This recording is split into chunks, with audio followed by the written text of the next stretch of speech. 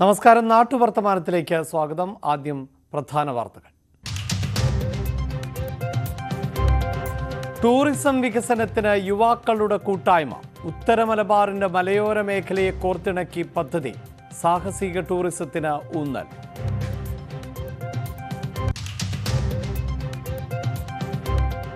വയനാട്ടിൽ പക്ഷി സർവേ. പുതുതായി കണ്ടെത്തിയത് 268 ഇനങ്ങളെ. ഇത്രയധികം പക്ഷികളെ കണ്ടെത്തുന്നത് ആദ്യം.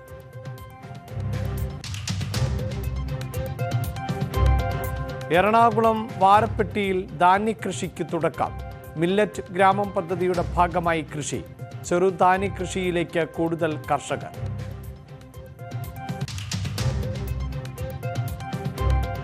വേനൽ കടുക്കുന്നു. പത്തനംതിട്ടയിൽ ആവോലിക്കുഴിയിൽ കുടിവെള്ളം കിട്ടാക്കനി. ദുരിതത്തിൽ 300ഓളം കുടുംബങ്ങൾ.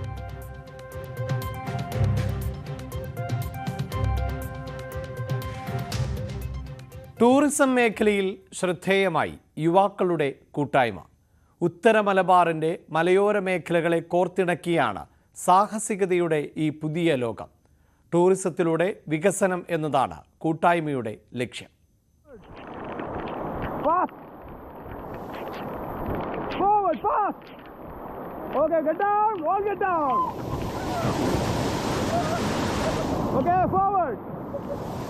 Forward, forward, stop, stop, stop.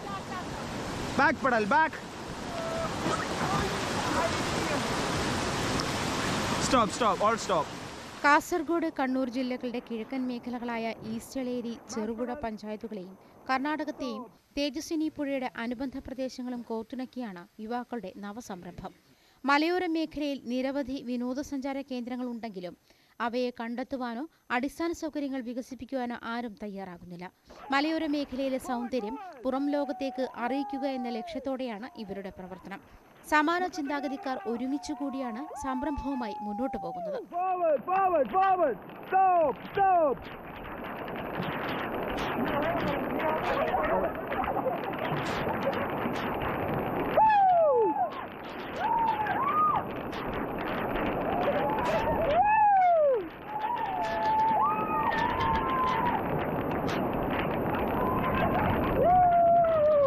നമ്മുടെ മലയോര മേഖലയിലേക്ക് ടൂറിസം ലൊക്കേഷനുകൾ ഇഷ്ടം വരെയുണ്ട്.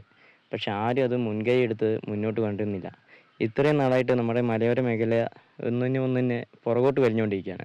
ഇപ്പം കൊട്ടത്തഴിച്ചിയുടെ ഭാഗത്തു നിന്നാണ് ആ ഭാഗത്തുള്ള സ്ഥലമെല്ലാം വിട്ട് ആൾക്കാർ താഴോട്ട് ഇറങ്ങിക്കൊണ്ടിരിക്കുകയാണ്. അപ്പം അത്രയും നല്ല ലൊക്കേഷനുകൾ ഇപ്പം മൂന്നാർ പോലെയുള്ള സ്ഥലങ്ങൾ, നല്ല തണുപ്പുള്ള ഏരിയയൊക്കെ നമ്മുടെ ഈ മലമുകളിലേക്ക് പോയാലുണ്ട്. പക്ഷെ ആ സ്ഥലമൊന്നും ആരും യൂസ് ചെയ്യാതെ ഇപ്പം അടഞ്ഞുകൊണ്ടിരിക്കുകയാണ്. അപ്പം നമ്മളത് നമ്മുടെ സൗന്ദര്യം, മലയോരത്തിൻ്റെ സൗന്ദര്യം മറ്റുള്ളവർക്കൊരു ഇതാക്കി കാണിച്ചു കൊടുക്കുക എന്നുള്ള ലക്ഷ്യത്തോടെയാണ് നമ്മൾ മുന്നോട്ട് വന്നത്. സഞ്ചാരികൾക്കായി പുതിയൊരിടം എന്ന രീതിയിലാണ് ഉത്തര മലബാറിന്റെ മലയോര മേഖലകളെ കൂട്ടിയിണക്കുന്നത്. തേജസ്വിനി പുഴയിലെ മൺസൂൺ കാല റിവർ റാഫ്റ്റിംഗ് ഇതിനോടകം വലിയ പിന്തുണ നേടിക്കഴിഞ്ഞു. 12 കിലോമീറ്റർ ദൂരത്തെ യാത്ര സാഹസികവും ഉല്ലാസകരവുമാണ്.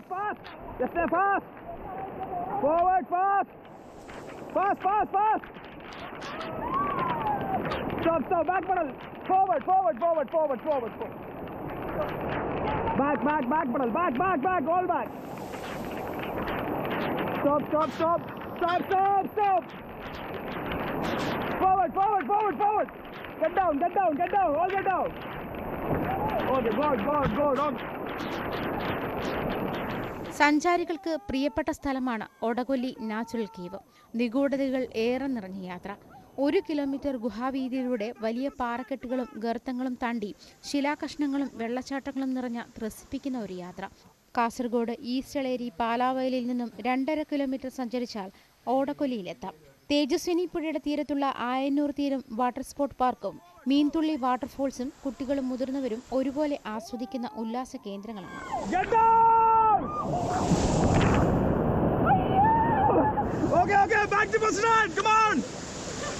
ന്യൂസ് 18 കാസർഗോഡ്.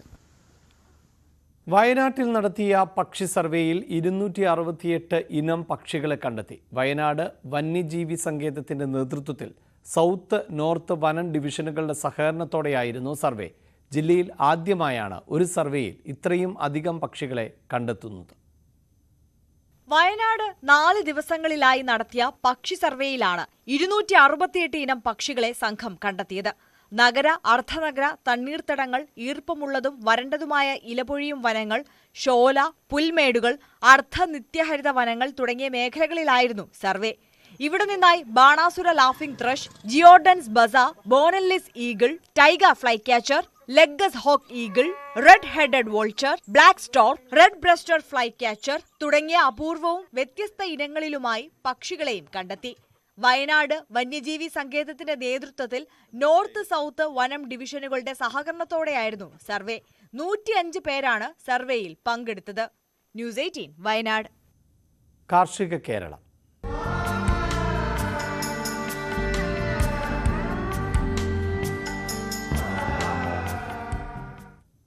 കോതമംഗലം വാരപ്പെട്ടി പഞ്ചായത്തിൽ ധാന്യകൃഷിക്ക് തുടക്കം. മില്ലറ്റ് ഗ്രാമം പദ്ധതിയുടെ ഭാഗമായാണ് കൃഷി. വാരപ്പെട്ടി പഞ്ചായത്തിന്റെയും ആകാശവാണി കൊച്ചി FM നിലയത്തിന്റെയും കാന്തല്ലൂർ നാട്ടറിവ് പഠന കേന്ദ്രത്തിന്റെയും സഹകരണത്തോടെയാണ് മില്ലറ്റ് ഗ്രാമം പദ്ധതി നടപ്പാക്കുന്നത്. മില്ലറ്റ് ഗ്രാമം പദ്ധതിയുടെ ഭാഗമായി വാരപ്പെട്ടി പഞ്ചായത്തിലെ പാറശാലപ്പടി പാറക്കൽമേരയുടെ കൃഷിയിടത്തിലാണ് ചെറുധാന്യ കൃഷിക്ക് തുടക്കം കുറിച്ചത്. ചെറുധാന്യ കൃഷിക്കായുള്ള വിത്തിടിയിൽ പഞ്ചായത്ത് പ്രസിഡന്റ് PK ചന്ദ്രശേഖരൻ ഉദ്ഘാടനം ചെയ്തു. ജില്ലാ പഞ്ചായത്ത് വികസന standing committee chairperson Ranikutty George മുഖ്യപ്രഭാഷണം നടത്തി. ചെറുധാന്യങ്ങളുടെ കൃഷി വ്യാപിപ്പിക്കുന്നതിനും കർഷകർക്ക് ലാഭകരമായ ഒരു കൃഷി ഏർപ്പെടുത്തുന്നതിനും ലക്ഷ്യമിട്ടാണ് പഞ്ചായത്ത് പദ്ധതി തയ്യാറാക്കിയിട്ടുള്ളത്. എറണാകുളം ജില്ല വാരപ്പെട്ടി ഗ്രാമപഞ്ചായത്തിൽ ചെറുധാന്യ കൃഷിയുടെ വിത്ത് ഇടൽ ഉത്സവമാണ് ഇപ്പോൾ ഇവിടെ നടക്കുന്നത്. വാരപ്പെട്ടി ഗ്രാമപഞ്ചായത്ത് ഇതുകൊണ്ട് ഉദ്ദേശിക്കുന്നത് ചെറുധാന്യങ്ങളുടെ കൃഷി വ്യാപിപ്പിക്കുന്നതിനും കർഷകർക്ക് ലാഭകരമായ ഒരു കൃഷി ഏർപ്പെടുത്തുന്നതിനും വേണ്ടിയിട്ടുള്ള ലക്ഷ്യമാണുള്ളത്. കൂടുതൽ കർഷകർ കൃഷി ചെയ്യാൻ സന്നദ്ധത അറിയിച്ചിട്ടുണ്ടെന്നും കർഷകർക്ക് വിത്തും സബ്സിഡിയും നൽകുന്നതിനുള്ള നടപടി സ്വീകരിച്ചിട്ടുണ്ടെന്നും കൃഷി ഓഫീസർ സൗമ്യ സണ്ണി പറഞ്ഞു. ഇപ്പോൾ കൃഷി ചെയ്യുന്ന കർഷകർക്ക് നമ്മുടെ ജില്ലാ പഞ്ചായത്തിന്റെ മില്ലറ്റ് ഗ്രാമം പദ്ധതിയിൽ ഉൾപ്പെടുത്തിയാണ് നമ്മൾ സബ്സിഡി നൽകിയിട്ടുള്ളത്. അപ്പോൾ കൃഷിഭവന്റെയും അതുപോലെ പഞ്ചായത്തിന്റെയും ഒക്കെ ഒരു കർഷക സുഹൃത്തുക്കളുടെ എല്ലാം ഒരു കൂട്ടായ പരിശ്രമത്തിന്റെ ഭാഗമാണ് നമുക്ക് ഇന്ന് ഇവിടെ ഒരു കൃഷിയുടെ ആരംഭം കുറിക്കാൻ സാധിച്ചിട്ടുള്ളത്. ചെറുധാന്യ കൃഷി കൊണ്ടുള്ള ഗുണങ്ങൾ മനസ്സിലാക്കാൻ കഴിഞ്ഞതുകൊണ്ടാണ് ഈ കൃഷിയിലേക്ക് തിരിഞ്ഞത് എന്ന് കർഷക മേരി മാർക്കോസ് പറഞ്ഞു. ഒരുപാട് പേര് ഇതിന് കൃഷിക്ക് വേണ്ടിയിട്ട് ഒരു 18-20ഓളം പേര് ഇപ്പോൾ വാരപ്പെട്ടി പഞ്ചായത്ത് കൃഷി ഓഫീസും കൂടെ കൂടിയിട്ട് ഇതിന് മുന്നിട്ടിറങ്ങുകയും ചെയ്തു. ഞങ്ങളതിന് വേണ്ടിയിട്ട് മുന്നിട്ടിറങ്ങിയ കർഷകർ എല്ലാവരും തന്നെ 3 ഹെക്ടറോളം സ്ഥലത്ത് ഇത് കൃഷി ചെയ്യാനായിട്ട് താല്പര്യപ്പെടുന്നു. ഈ കൃഷി ഞങ്ങൾക്ക് ഒരുപാട് ഗുണം തന്നെയാണ് എന്ന് ഞങ്ങൾ മനസ്സിലാക്കുകയും ഇതിന് ഒരുപാട് സന്തോഷവും തോന്നി ഞങ്ങളിത് കൃഷിക്കായിട്ട് മുമ്പോട്ട് ഇറങ്ങിയിരിക്കുകയാണ്. ന്യൂസ് 18 കോതമംഗലം. വാട്ടർ അതോറിറ്റിയുടെ അനാസ്ഥയും പമ്പിംഗ് സംവിധാനത്തിലെ അപാകതയും കാരണം കുടിവെള്ളം കിട്ടാതെ കോന്നി ആവോലിക്കുഴിയിലെ 300ഓളം കുടുംബങ്ങൾ. കിണർ കുഴിച്ചാൽ പോലും വെള്ളം ലഭിക്കാത്ത പ്രദേശത്ത് വാട്ടർ അതോറിറ്റിയുടെ കുടിവെള്ളം എത്താത്തതയോടെ ആണ് പ്രദേശവാസികൾ വലിയ പ്രതിസന്ധിയിൽ ആയിട്ടുള്ളത്. കോന്നി പഞ്ചായത്തിലെ ആവോലിക്കുഴിയിലെ 300ഓളം കുടുംബങ്ങളാണ് കുടിവെള്ളത്തിനായി നെട്ടോട്ടം ഓടുന്നത്. കിണർ കുഴിച്ചാൽ പോലും വെള്ളം ലഭിക്കാത്ത പ്രദേശത്ത് മിക്ക വീടുകളിലും വാട്ടർ അതോറിറ്റിയുടെ കണക്ഷനാണ് ഉള്ളതെങ്കിലും വെള്ളം ലഭിക്കാത്ത അവസ്ഥയാണ്. വെള്ളത്തിന് വലിയ ബുദ്ധിമുട്ടാണ്. ഞങ്ങൾക്ക് വാട്ടർ അതോറിറ്റി ഉണ്ട്, കണക്ഷനുണ്ട്, പൈപ്പ് ലൈനിൽ വെള്ളം എന്നും ഞങ്ങൾക്ക് കിട്ടത്തില്ല. 10 ദിവസം കൂടുമ്പോഴേ അവർ വെള്ളം തരത്തുള്ളൂ. ഞങ്ങൾക്ക് അതുകൊണ്ട് ഭയങ്കര ബുദ്ധിമുട്ടാണ്. ഞങ്ങൾക്ക് ഇവിടെ വേറൊരു കുളമില്ല, ഒരു കിണറില്ല, കുടിവെള്ളം പോലും ഞങ്ങൾ ഉപയോഗിക്കുന്ന പൈപ്പ് ലൈനിലെ വെള്ളം. ഞങ്ങൾക്ക് ഭയങ്കര ബുദ്ധിമുട്ടാണ്. വേനൽ രൂക്ഷമായതോടെ ആവോലിക്കുഴി, ഞള്ളൂർ, വല്യമുരുപ്പ് എന്നിവിടങ്ങളിലെല്ലാം കുടിവെള്ളം കിട്ടാതായിട്ട് ദിവസങ്ങളായി. മിക്ക കുടുംബങ്ങളും കുടിവെള്ളം പണം കൊടുത്തു വാങ്ങിയാണ് ഉപയോഗിക്കുന്നത്. പൈപ്പ് കണക്ഷന് വെള്ളം കൃത്യമായിട്ട് കിട്ടാത്തത് കൊണ്ട് വാഹനത്തിൽ വെള്ളം അടിച്ച് ഉപയോഗിക്കുന്നു. അങ്ങനെ ഞങ്ങൾ ഉപയോഗിക്കുന്നത് തുണി നനയ്ക്കുക, മറ്റു കാര്യങ്ങളെല്ലാം ഇങ്ങനെ കൊണ്ടുവരുന്ന വെള്ളമാണ് ഉപയോഗിക്കുന്നത്. പ്രദേശത്ത് 4 ബൂസ്റ്റർ പമ്പിംഗ് സംവിധാനങ്ങൾ ഉണ്ടെങ്കിലും ജീവനക്കാരുടെ അനാസ്ഥ കാരണം വെള്ളം കിട്ടാറില്ലെന്നാണ് നാട്ടുകാരുടെ പരാതി. പഞ്ചായത്തിന്റെ നേതൃത്വത്തിൽ പ്രദേശത്ത് കുടിവെള്ളം എത്തിക്കണമെന്നാണ് നാട്ടുകാരുടെ ആവശ്യം. ന്യൂസ് 18 പത്തനംതിട്ട. കുടിവെള്ളം കിട്ടാതെ നട്ടം തിരിയുകയാണ് കൊല്ലം കൊട്ടാരക്കര പോളിച്ചിറ നേരിയിട കോളനി നിവാസികളും.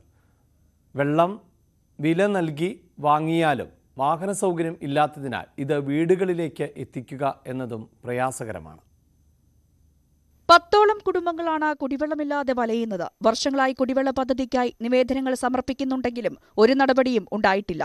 സമീപത്ത് പാറ പൊട്ടിച്ച് അഗാധഗർത്തങ്ങൾ രൂപപ്പെട്ടതിനാൽ കിണറുകളിലെ നീരുറവ നഷ്ടപ്പെട്ടതായും പ്രദേശവാസികൾ പറയുന്നു. ഞങ്ങൾക്ക് വെള്ളത്തിനുള്ള സൗകര്യമില്ല. കുളിക്കാനായാലും നനയ്ക്കാനായാലും വീട്ടാവശ്യത്തിനും ഒന്നിനും വെള്ളമില്ല. ഞങ്ങൾ പഞ്ചായത്തിൽ നിന്ന് വെള്ളം വാങ്ങിച്ചാണ് ഇപ്പോൾ കഴിയുന്നത്. അതുകൊണ്ട് അതിനൊരു സൗകര്യം ഉണ്ടാക്കി തരണം. വെള്ളം കൊണ്ടുവരാനും വണ്ടി ഇവിടെ കയറി വരത്തില്ല. വണ്ടി കയറി വരാനുള്ള വഴിയില്ല, നടവഴി മാത്രമേ ഉള്ളൂ. പിന്നെ അപ്പുറത്തൂടെയാണ് വെള്ളം കൊണ്ടുവരുന്നത്. അത് അപ്പുറത്തെ വീട്ടിലെ ഒരു ചേച്ചിയുണ്ട്, അവര് ചിലപ്പോഴൊക്കെ വഴക്കിനിങ്ങി ഇറങ്ങും. പിന്നെ ഇപ്പൊ കഴിഞ്ഞ പ്രാവശ്യം വെള്ളം കൊണ്ടുവന്നപ്പോൾ അവരൊന്നും പറഞ്ഞില്ല, ഇനി എന്തുകൊണ്ടാണെന്ന് അറിയത്തില്ല. പിന്നെ വെള്ളം കൊണ്ടുവന്ന അവിടെ വണ്ടി കൊണ്ടിട്ടിട്ട് അവിടുന്ന് ഓസ് വഴിയാ വെള്ളം കൊണ്ടുപോയി. അത് വെള്ളം എടുക്കുന്നവരുടെ അടുത്ത് പ്രത്യേകം നമ്മൾ പറയും ഓസ് ഇച്ചിരി കൂടുതൽ വേണമെന്ന്. അല്ലെങ്കിൽ പകുതിക്ക് കൊണ്ടുവന്ന് വെച്ചിട്ട് അവിടെ നമ്മൾ ചുമന്നാണ് വീട്ടിൽ കൊണ്ടുവയ്ക്കുന്നത്. കുടിവെള്ളമില്ലാത്തതിനാൽ കുടുംബങ്ങൾ സമീപത്തെ പാറക്കുളങ്ങളിൽ നിന്നാണ് പ്രാഥമിക ആവശ്യങ്ങൾക്കായി വെള്ളം ശേഖരിക്കുന്നത്. കോളനിയിലുള്ള നിരവധി പേർക്ക് കാൽവഴുതി കുളത്തിൽ വീണ് ജീവഹാനിയും അപകടവും സംഭവിച്ചിട്ടുണ്ടെന്നും പ്രദേശവാസികൾ പറയുന്നു.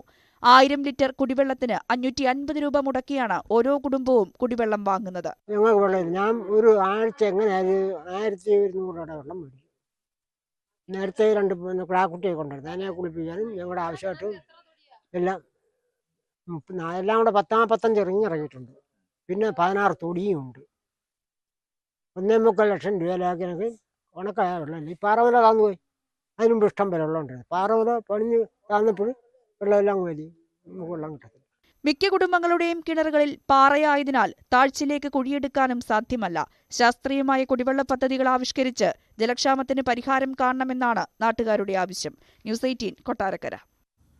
ഏലക്കയുടെ ഗുണനിലവാരം പരിശോധിക്കുന്ന അത്യാധുനിക സൗകര്യങ്ങളോടുകൂടിയ ലാബ് ഇടുക്കി നെടുങ്കണ്ടം മയിലാടുംപാറയിൽ പ്രവർത്തനം തുടങ്ങി. കീടനാശിനിയുടെ അളവ് ഉൾപ്പെടെ കണ്ടെത്താനാവുന്ന നൂതന ഉപകരണങ്ങളോടുകൂടിയാണ് ലാബ് തുടങ്ങിയത്. ഇടുക്കിയിലെ ആദ്യ പരിശോധനാ കേന്ദ്രമാണിത്. ഓർഗാനോ ഫോസ്ഫറസ്, ഓർഗാനോ ക്ലോറിൻ എന്നീ വിഭാഗങ്ങളിൽപ്പെട്ട കീടനാശിനികളുടെ അളവ് ശാസ്ത്രീയമായ രീതിയിൽ ലാബിൽ പരിശോധിക്കാനാവും. വിദേശ രാജ്യങ്ങളടക്കം അംഗീകരിച്ച അളവിലാണോ കീടനാശിനിയുടെ പ്രയോഗമെന്ന് മനസ്സിലാക്കി കാർഷിക രീതിയിൽ മാറ്റം വരുത്താൻ കർഷകന് സാധിക്കും. ലാബിന്റെ ഉദ്ഘാടനം spices board additional secretary Amardeep Singh Bhatia IAS നിർവഹിച്ചു.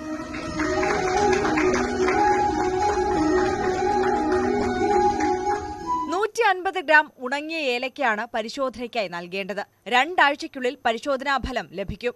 സബ്സിഡി നിരക്കിലാണ് സൗകര്യം ഒരുക്കിയിരിക്കുന്നത്.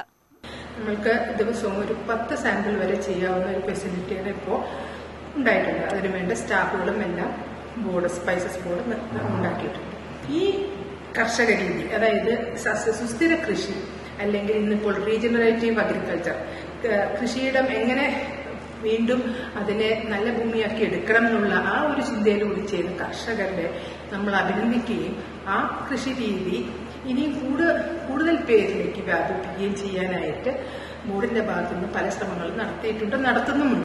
ഏലക്ക ഉൽപാദനത്തിൽ കീടനാശിനികളുടെ ഉപയോഗം കുറയ്ക്കുക എന്നതാണ് സ്പൈസസ് ബോർഡ് ലക്ഷ്യം വെക്കുന്നത്.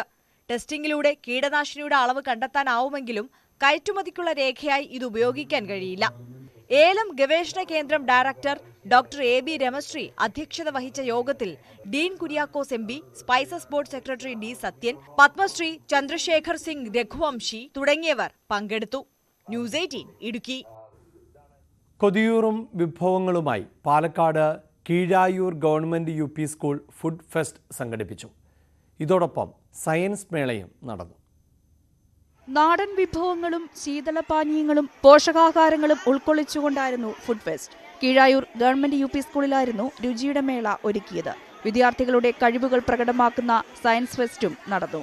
പോഷകാഹാരത്തെക്കുറിച്ച് കുട്ടികളിൽ അവബോധമുണ്ടാക്കുന്നതിനും ഭക്ഷണപദാർത്ഥങ്ങൾ മനസ്സിലാക്കുന്നതിനുമാണ് പരിപാടി സംഘടിപ്പിച്ചത്. വീടുകളിലുണ്ടാക്കിയ വ്യത്യസ്തതരം പലഹാരങ്ങൾ ഫെസ്റ്റിൽ ഇടം പിടിച്ചു.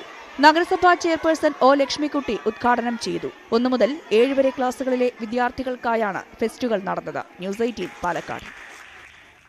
Mahatma Gandhi memorial national centre for education and റിസർച്ചിന്റെ ആഭിമുഖ്യത്തിൽ ഗാന്ധി സ്മൃതി സമ്മേളനം സംഘടിപ്പിച്ചു. അടൂർ ഗോപാലകൃഷ്ണൻ സമ്മേളനം ഉദ്ഘാടനം ചെയ്തു. VK മോഹനൻ അധ്യക്ഷത വഹിച്ചു. കോൺഗ്രസ് നേതാവ് പന്തളം സുധാകരൻ മുഖ്യപ്രഭാഷണം നടത്തി. BJP നേതാവ് കരമന ജയൻ, ചലച്ചിത്ര താരം വിദ്യ S നായർ, P ദിനകരൻ പിള്ള തുടങ്ങിയവർ സംസാരിച്ചു. വിദ്യ S നായർ അടക്കം വിവിധ മേഖലകളിൽ മികവ് തെളിയിച്ചവർക്ക് പുരസ്കാരങ്ങളും ചടങ്ങിൽ സമ്മാനിച്ചു.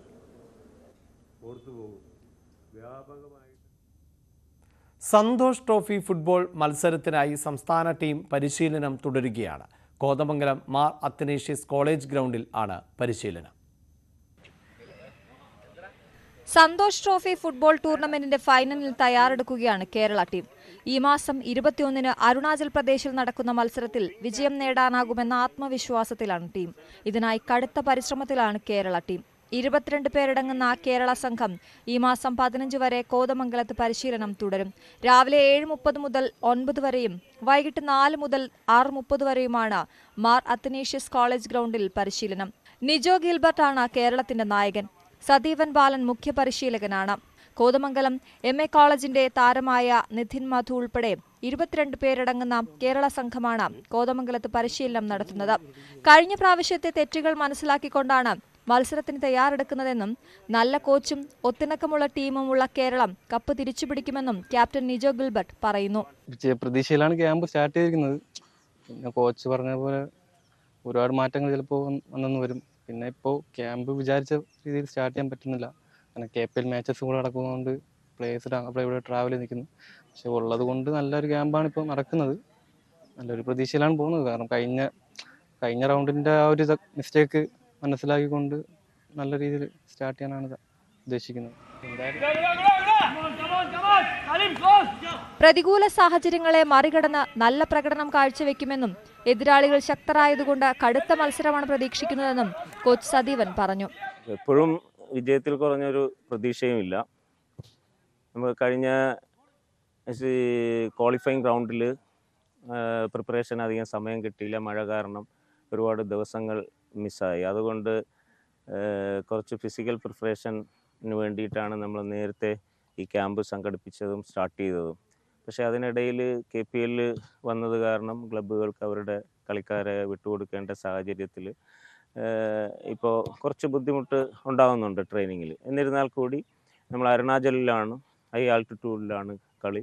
അപ്പോൾ അതനുസരിച്ചിട്ടുള്ള ഒരു ക്ലൈമറ്റ് കണ്ടീഷൻ ഒത്തുപോകുന്ന ഒരു സാഹചര്യത്തിൽ നമുക്ക് കേരളത്തിൽ പ്രാക്ടീസ് ചെയ്യാൻ സാധിക്കുന്നില്ല. അത് മൂന്നാർ മാത്രമാണ് അതിനൊരു ഫെസിലിറ്റി ഉള്ളത്. പക്ഷേ അവിടെ ഗ്രൗണ്ട് വളരെ മോശമാണെന്നാണ് അറിവ്. അതുകൊണ്ട് നമ്മൾ അങ്ങോട്ട് ഷിഫ്റ്റ് ചെയ്യാത്തത്. ന്യൂസ് 18 കോതമംഗലം. ഇടുക്കി പൂപ്പാറയിൽ പുറമ്പോക്ക് ഭൂമിയിലുള്ള വ്യാപാര സ്ഥാപനങ്ങളും വീടുകളും ഉൾപ്പെടെ 56 കയ്യേറ്റങ്ങൾ ഒഴിപ്പിക്കാനുള്ള ഹൈക്കോടതി ഉത്തരവിൽ വ്യാപക പ്രതിഷേധം. തലമുറകളായി ഇവിടെ താമസിക്കുന്ന നിരവധി കുടുംബങ്ങളെ കോടതി വിധി പ്രതികൂലമായി ബാധിക്കും. പൂപ്പാറ ആക്ഷൻ കൗൺസിൽ അപ്പീൽ നൽകിയിട്ടുണ്ട്. പൂപ്പാറ ടൗണിന് സമീപം പന്നിയാർ പുഴയുടെ തീരത്ത് പട്ടയം ഇല്ലാത്ത ഭൂമിയിൽ നിർമ്മിച്ച 2 കെട്ടിടങ്ങൾ ഒഴിപ്പിക്കണമെന്നാവശ്യപ്പെട്ട് 2022 BJP പ്രാദേശിക നേതൃത്വം ഹൈക്കോടതിയെ സമീപിച്ചിരുന്നു. റവന്യൂ വകുപ്പ് നടത്തിയ അന്വേഷണത്തിൽ ഇത് ശരിവെച്ചു. 6 ആഴ്ചയ്ക്കുള്ളിൽ ഒഴിപ്പിക്കൽ കഴിഞ്ഞ 17-ന് ഹൈക്കോടതി ഡിവിഷൻ ബെഞ്ച് ഉത്തരവിടുകയായിരുന്നു. കൊല്ലം ശാസ്താംകോട്ട പള്ളിച്ചേരിക്കലിൽ നാട്ടുകാരുടെ ജീവന് ഭീഷണിയായി യുവാവിൻ്റെ നായ വളർത്തൽ. വേണ്ടത്ര മുൻകരുതൽ പാലിക്കാതെയാണ് നായകളെ വളർത്തുന്നത് എന്നാണ് നാട്ടുകാർ പരാതിപ്പെടുന്നത്. നായകളുടെ അക്രമം പേടിച്ച് പുറത്തിറങ്ങി നടക്കാനാകാത്തതിനാൽ പ്രതിഷേധത്തിലാണ് പരിസരവാസികൾ. യുവാവിന്റെ തെരുവ് നായ വളർത്തൽ ജനങ്ങൾക്ക് സുരക്ഷാ ഭീഷണിയാകുന്നുവെന്ന് പരാതി. ശാസ്താംകോട്ട പള്ളിശ്ശേരിക്കൽ സ്വദേശിക്കെതിരെയാണ് നാട്ടുകാർ ഗ്രാമപഞ്ചായത്തിലും പോലീസിലും പരാതി നൽകിയത്. ചുറ്റുമതിലോ സുരക്ഷാ സംവിധാനങ്ങളോ ഇല്ലാതെയാണ് 50ഓളം നായ്ക്കളെ ഇവിടെ വളർത്തുന്നത്. പഞ്ചായത്തിന് ഇത് ജനങ്ങളെന്ന് കഴിഞ്ഞാല് വളരെ ദുഃഖം അനുഭവിക്കില്ല. ഇപ്പൊ ആ കൂട്ടത്തിൽ എന്ന് വെച്ച് കഴിഞ്ഞാൽ ഇവിടെ മദ്രസയെ പാനോ ഇതിലെ കൂടെ പിന്നെ രാത്രി ഇപ്പൊ ഈയിടെ എന്നെ ഇട്ട് ഓടിച്ച് ഓരോന്നത്. ഇപ്പൊ അവര് സംരക്ഷിക്കുകയാണെങ്കിൽ അവരായാലും ഇത് കൂട് കെട്ടിയിട്ടേ സംരക്ഷിക്കണോ അതിന്റെ നിയമ വ്യവസ്ഥ. ഇതെന്ന് വെച്ച് കഴിഞ്ഞാൽ ഈ ഉത്തരവാദിത്തപ്പെട്ടിരുന്നവരോ ജനപ്രതിനിധികളോ പഞ്ചായത്ത് ശാസ്താംകോട്ട പഞ്ചായത്തിൽ ഫണ്ട് ഇഷ്ടം പോലെ ഉണ്ട്. ഇതാ 40 സെന്റ് വസ്തു അപ്പുറത്ത് വാങ്ങിച്ചിട്ടേക്കുന്നത്. അതിന്റെ ബൗണ്ടറി കെട്ടിയിട്ട് അതിന് വേണ്ടി ഒരു ഫണ്ട് വകയിരുത്തിയിട്ട് ഇതിനെ സംരക്ഷിക്കുക. ഇത് എവിടെങ്കിലുമൊക്കെ കിടക്കുന്നതിനെ കൂടെ പിടിച്ച് ഇവിടെ കൊണ്ടുവന്ന് ഇടുക. ഇവിടെ ജനങ്ങൾക്ക് ഒരു തരത്തിലും ജീവിക്കാൻ വയ്യായ വന്യമൃഗ സംരക്ഷണമാണോ? പിന്നെ അതിലെ കാട് പാമ്പുണ്ട്, ശരിക്കും പാമ്പുണ്ട്. ഒരു കാറ്റടിച്ചു കഴിഞ്ഞാൽ ലൈൻ മൊത്തം പൊട്ടി വീഴും. അവിടെ നോക്കുമ്പോൾ അറിയാം മൊത്തം പാമ്പതിനകത്ത്. ഈ പട്ടിയെല്ലാം രാത്രി അതിൽ കയറി റോഡിലൊക്കെ നിരന്ന് കിടക്കുക. നമ്മൾ വഴിയെ പോയി കഴിഞ്ഞാൽ നമ്മളെ പുറത്ത് ഓടിച്ചിട്ട് കടിക്കും. 10ഓളം കുടുംബങ്ങളാണ് പരാതി നൽകിയത്. കുട്ടികൾക്ക് സ്കൂളിൽ പോകാൻ ഭയമാണെന്നും കാൽനട യാത്രക്കാർ അക്രമത്തിന് ഇരയാകുന്നുവെന്നും പരാതിയിൽ പറയുന്നു. ചെറിയ കുട്ടികളടക്കം വലിയ മുതിർന്ന സ്ത്രീകളടക്കം യാത്ര ചെയ്യുന്നൊരു മേഖലയാണിത്. ട്യൂഷന്, മദ്രസ, അതേപോലെ സ്കൂള്, ബസ് കയറാൻ നിൽക്കുന്ന ഒരു സ്ഥലമാണ്. ഇവിടെ ഇപ്പം മെയിൻ വിഷയം എന്ന് വെച്ച് കഴിഞ്ഞാൽ തെരുവ് നായ്ക്കൾ എന്നതിലുപരി ഇവിടെ അല്ലാതെ തന്നെ നമ്മൾ ചില വ്യക്തി കേന്ദ്രീകൃതമായിട്ട് ഓരോരുത്തർ പട്ടിയെ ഇങ്ങനെ പ്രോത്സാഹിപ്പിക്കുക, ഈ വളർത്തൽ പ്രോത്സാഹിപ്പിക്കുക. അത് സമൂഹത്തോടൊരു പ്രതിബദ്ധതയും ഇല്ലാത്ത കുട്ടികൾക്കും മുതിർന്നവർക്കും പെണ്ണുങ്ങൾക്കും എല്ലാം വഴി നടക്കാൻ പറ്റാത്തൊരു സാഹചര്യമാണ് നിലവിലുള്ളത്. കൊച്ചുകുട്ടികൾ അവരുടേതാണ് വലിയൊരു പ്രശ്നം എന്ന് പറയുന്നത്. വലിയവർക്ക് വലിയ പ്രശ്നം വരുന്നില്ല. പക്ഷേ കൊച്ചു കുട്ടികളെന്ന് പറയുമ്പം അവർ രാവിലെ മദ്രസകളിൽ പോകുന്ന കുട്ടികളുണ്ട്, അതുപോലെ ട്യൂഷന് പോകുന്ന കുട്ടികളുണ്ട്. അവരെ സംബന്ധിച്ചിടത്തോളം വലിയൊരു ഡേഞ്ചറാണ്. കാര്യം എപ്പോഴും മാതാപിതാക്കൾക്ക് ഇവിടെ കൊണ്ടുവന്ന് വിടാൻ പറ്റിയെന്ന് വരുന്നില്ല. അവർക്ക് നൂറുകൂട്ടം പ്രശ്നങ്ങളുണ്ടാവും. കാര്യം ഒരു വീട്ടിൽ 4-5 കുട്ടികളുള്ള വീടുകളാണ്.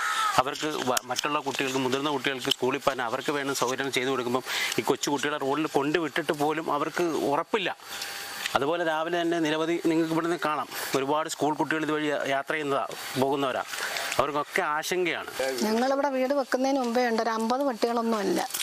50 എണ്ണത്തെ അവർ ഓടിച്ച് കളയാൻ പറഞ്ഞാൽ ഓടിക്കുന്നതിന് അവർക്ക് കുറവാണ്. പിള്ളേരെല്ലാം ഇതിലെ ഓതാനും പഠിക്കാനും പോയാൽ പിന്നെ നിലവിളി കേട്ടോണ്ട് നമ്മൾ ഇറങ്ങി. പിന്നെ സിറ്റൗട്ട് ഗ്രില്ലടിച്ചപ്പോൾ അതിനകത്തൂടെ കയറി വലയും കടിച്ച് പറിച്ച് എല്ലാം ഒരു തരത്തിലും ശല്യം കൊണ്ട് സഹിക്കാൻ വയ്യ പട്ടി ശല്യം.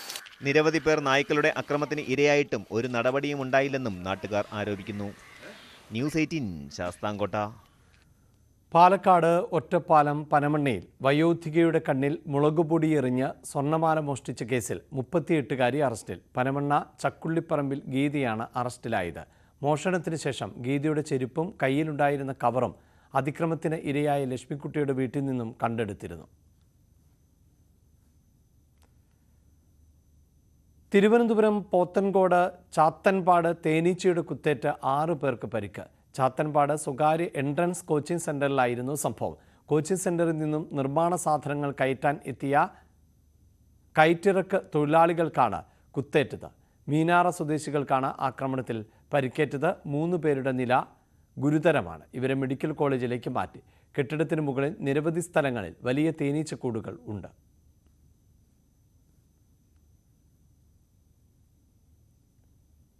കോഴിക്കോട് കൊയിലാണ്ടി പൊയിൽക്കാവ് ദുർഗാദേവി ക്ഷേത്ര ഭണ്ഡാരം കുത്തിത്തുറന്ന് മോഷണം. ക്ഷേത്ര നടപ്പന്തലിന് അകത്തുള്ള ഇരുമ്പ് കൊണ്ടുണ്ടാക്കിയ ഭണ്ഡാരമാണ് കുത്തിത്തുറന്നത്. കവർച്ച നടത്തിയതിൻ്റെ CCTV ദൃശ്യങ്ങൾ പോലീസ് ശേഖരിച്ചിട്ടുണ്ട്. അന്വേഷണം തുടരുകയാണ്. CCTV ദൃശ്യങ്ങൾ അടിസ്ഥാനപ്പെടുത്തിയാണ് അന്വേഷണം പുരോഗമിക്കുന്നത്.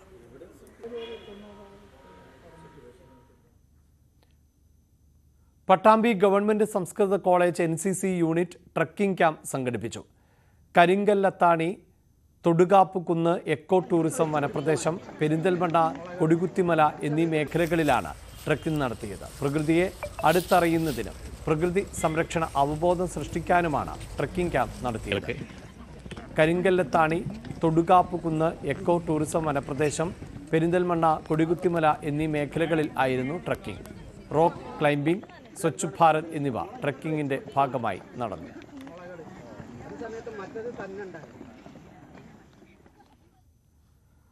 കാട്ടാന പടയപ്പയോടുള്ള ഇഷ്ടം മൂലം തൻ്റെ പുതിയ കടയ്ക്ക് ആനയുടെ പേര് നൽകിയിരിക്കുകയാണ് ഇടുക്കിയിലെ ഒരു വ്യാപാരി.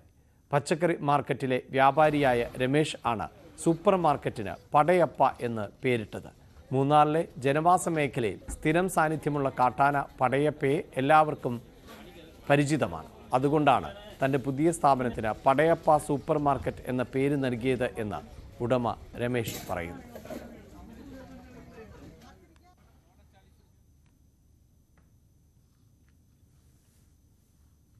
ഓടയിലേക്ക് വെള്ളം ഒഴുകിപ്പോകാനായി സ്ഥാപിച്ച ഇരുമ്പ് കമ്പികൾ രൂപപ്പെട്ട കുഴി അപകടങ്ങൾക്ക് ഇടയാക്കുന്നു.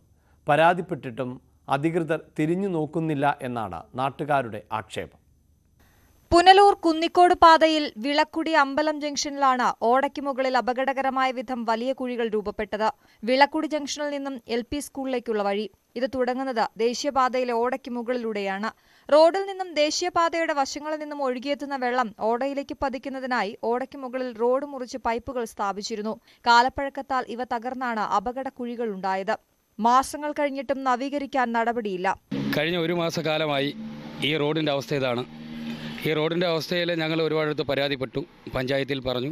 പഞ്ചായത്തിൽ നിന്ന് ആൾക്കാർ ഇവിടെ വരികയും കാണുകയും കണ്ടിട്ട് ഇതിനൊരു നടപടി എടുത്തിട്ടില്ല. NHൻ്റെ ആൾക്കാർ ഇതിലെ കൂടെ പോയിട്ട് പോലും ഇതിന് നടപടി എടുത്തില്ല. കഴിഞ്ഞ പ്രാവശ്യം ഇതേപോലെ ഈ റോഡ് നശിച്ചു കിടന്നപ്പോൾ അവരെ അടുത്ത് പറഞ്ഞാൽ അവരൊന്നൊരു തുണ്ട് പൈപ്പിട്ടിട്ട് അങ്ങ് പോയി. ഇത് ഏറ്റവും വലിയ അവസ്ഥയെന്ന് പറഞ്ഞാൽ മെയിൻ റോഡാണ്. 10 കണക്ക് ലോഡുമായിട്ട് പോകുന്ന വണ്ടികൾ പോകുന്ന റോഡും, അതേപോലെ കൊച്ചു സ്കൂള്, കുഞ്ഞു പിള്ളേർ പഠിക്കുന്ന സ്കൂളാണ്. ഒരു കൊച്ചു ഇതിൻ്റെ അകത്ത് വീണാൽ പോലും വലിയൊരു ആപത്തിലേക്ക് ഇറങ്ങുന്ന സൈസ് കുഴികളാണ് ഇവിടെ. NHകാർ ഇതിൻ്റെ നേരെ നടപടിയെടുക്കുന്നില്ല. പലവട്ടം വിളക്കുടി പഞ്ചായത്തിന്റെ ശ്രദ്ധയിൽപ്പെടുത്തിയെങ്കിലും തിരിഞ്ഞു നോക്കിയില്ല. പ്രതിഷേധം കടുത്തപ്പോൾ പഞ്ചായത്ത് അധികൃതരെത്തി ദേശീയപാത വിഭാഗത്തെ വിവരം ധരിപ്പിക്കാമെന്ന് അറിയിച്ചു. എന്നാൽ ഇരുവിഭാഗവും പരസ്പരം പഴിചാരുകയാണ്. വകുപ്പുകൾ തമ്മിലുള്ള തർക്കം മുറുകുമ്പോൾ ആളുകൾ കുഴികളിൽ വീണ് അപകടം സംഭവിക്കാനുള്ള സാധ്യത ഏറെയാണ്. ന്യൂസ് 18 പുനലൂർ. ആലപ്പുഴ കായംകുളത്ത് എലിവേറ്റഡ് ഹൈവേ വേണം എന്ന ആവശ്യം. നിലവിലെ രീതിയിൽ ദേശീയപാത പുനർനിർമ്മിക്കുമ്പോൾ നഗരം 2ആയി വേർതിരിക്കപ്പെടുമെന്ന് നാട്ടുകാർ പരാതിപ്പെടുന്നു. പഴയകാല വ്യാപാര കേന്ദ്രങ്ങളിലൊന്നാണ് കായംകുളം. ദേശീയപാത 66ഉം അന്തർ സംസ്ഥാന പാതയായ കായംകുളം പുനലൂർ റോഡും കായംകുളം കോട്ടയം സംസ്ഥാന പാതയും സംഗമിക്കുന്ന കായംകുളത്തെ പ്രധാന പ്രശ്നമായി മാറുകയാണ് ദേശീയപാത 66ന്റെ നവീകരണം. നിലവിൽ KSRTCക്ക് സമീപത്തായി ഒരു അടിപ്പാത മാത്രമാണ് ദേശീയപാത നവീകരണവുമായി ബന്ധപ്പെട്ടുള്ളത്. ബാക്കി ഭാഗങ്ങൾ മണ്ണിട്ടുയർത്തിയുള്ള പാതയാണ് നിർമ്മിക്കുക. ഇതിനാൽ നഗരത്തിന്റെ പടിഞ്ഞാറൻ മേഖലയും തീരദേശ മേഖലയും ഒറ്റപ്പെടുന്ന സ്ഥിതിയുണ്ടാകും. ഈ അവസ്ഥ ഒഴിവാക്കണമെന്ന ആവശ്യമാണ് ഉയരുന്നത്. നിലവിൽ പില്ലർ എലിവേറ്റഡ് ഹൈവേ എന്ന ആവശ്യം കോടതിയുടെ പരിഗണനയിലാണ്. ജനങ്ങളുടെ ആശങ്കയ്ക്ക് പരിഹാരമുണ്ടാകണമെന്ന നിർദ്ദേശം ദേശീയപാത അതോറിറ്റി ഗൗരവമായി കാണുന്നില്ലെന്നാണ് ആക്ഷേപം. ജനകീയ സമിതി സമരരംഗത്താണ്. ഈ ആവശ്യം ഉന്നയിച്ച് കഴിഞ്ഞ ദിവസം വിശ്വസമുദ്ര ഗ്രൂപ്പിന്റെ കായംകുളത്തെ നിർമ്മാണ പ്ലാന്റിലേക്ക് സമരസമിതി മാർച്ചും നടത്തി.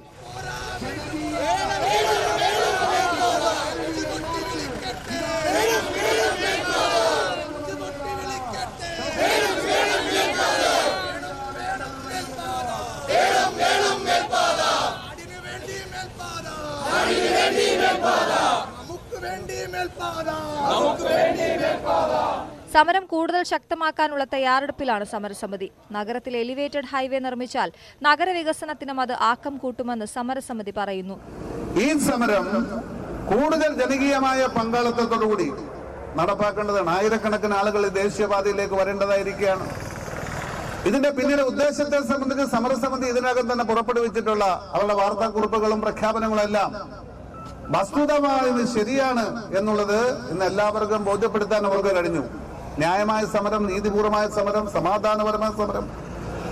അപ്പോൾ ഇതിന്റെ ലക്ഷ്യത്തിലേക്ക് എത്തുവാൻ കായംകുളത്തുകാർ ഒറ്റക്കെട്ടായി അണിനിരക്കുക എന്നുള്ളതാണ്. ന്യൂസ് 18 കായംകുളം.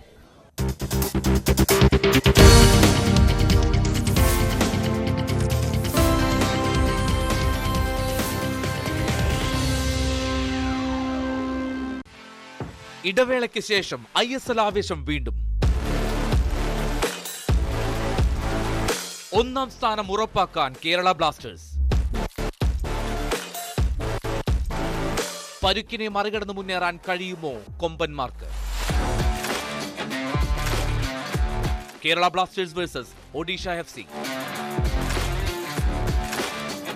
ഇന്ന് വൈകിട്ട് 6:30 മുതൽ ന്യൂസ് 18 കേരളത്തിൽ തത്സമയം. ഈ പരിപാടി